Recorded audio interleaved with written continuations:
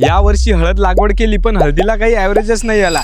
म्हणजे कोणाकोणाला तर मित्रांनो हळदीमध्ये फक्त 10 क्विंटल हळद जी आहे ते एकरी झालेली आहे, कोणाला फक्त 1 टाली एकरी जी आहे ते हळद झालेली आहे। तर ह्या गोष्टी कशामुळे झाल्या, आपण चुकलो कशात मित्रांनो? खूप साऱ्या चुका ज्या आहेत ते आपल्या यावर्षी जे आहे ते हळद लागवडीमध्ये झालेल्या आहे। त्यातलीच एक चूक मी तुम्हाला सांगतो। त्यामध्ये सर्वात पहिली चूक येते मित्रांनो आपल्या शेताची। तर शेतामध्ये जे आहे ते व्यवस्थित शेत आपलं असलं पाहिजे, म्हणजे त्या शेताचा उतार जो आहे तो चांगल्या प्रकारे जो आहे तो काढलेला असला पाहिजे, जेणेकरून आपल्या हळदीला जे आहे ते सड लागणार नाही। तर ते शेत कुठं वर असलं आणि कुठं खाली असलं, कुठं जास्त चढ असला, कुठं जास्त उतार असला, तर त्या शेतामध्ये पाणी थांबण्याची खूप जास्त शक्यता असते आणि त्याच्यामुळेच मित्रांनो आपल्या हळदीला सड लागते। आणि सड जर लागली तर नक्कीच आपल्या ॲव्हरेजमध्ये जे आहे ते घट होईल आणि ॲव्हरेजमध्ये जर घट झाली तर आपल्या उत्पन्नात सुद्धा घट होईल।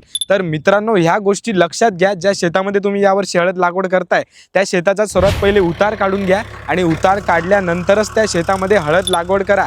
उतार काढल्याने त्या शेतामध्ये पाणी कमी साचेल आणि पाण्याचा निचरा व्यवस्थित होईल आणि हळदीला सड जे आहे ते लागणार नाही।